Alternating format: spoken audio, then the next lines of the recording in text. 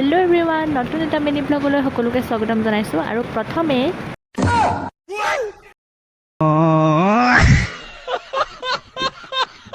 আৰু আমাৰ পিতাশ্ৰীয়ে এইবোৰ দেখি কি কয় শুনক।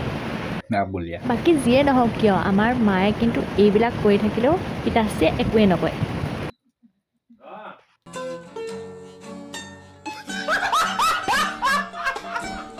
বাৰু ধেমালিবোৰ ইমানতে সামৰিছোঁ।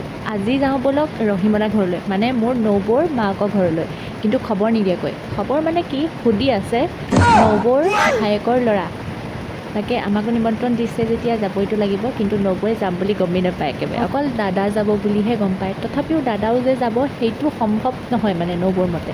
কিন্তু মা, মই, বৰমা, আমাৰ হাঁহিমলা নবৌৰ ছোৱালী, মোৰ হাজবেণ্ড, তাৰপৰা আৰু হাঁহিমলা নবৌৰ হাজবেণ্ড, গোটেইখিনি ওলাইছোঁ একেখন গাড়ীতে। যেনেকৈ ডান্স মৰাত ভাল পটেশ্বৰী, তেনেকৈ খোৱাটো ভাল, গমেই নাপায়। মাছৰ মাৰিছে মুঠতে।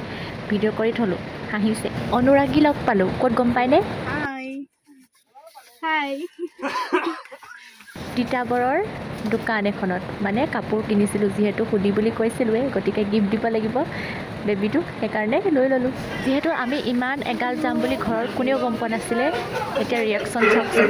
আৰু এইপিনে ৰহিমলা চাব দেই, মানে আমাৰ নবৌৰ ৰিয়েকশ্যন চাব দেই।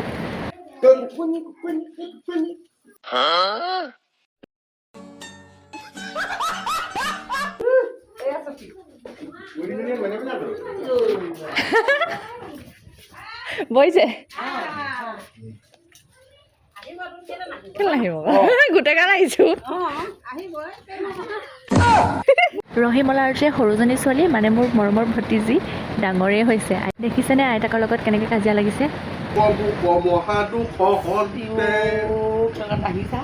এই মাধৱৰ নামৰ ৰূপ আয়ুধ বাহন।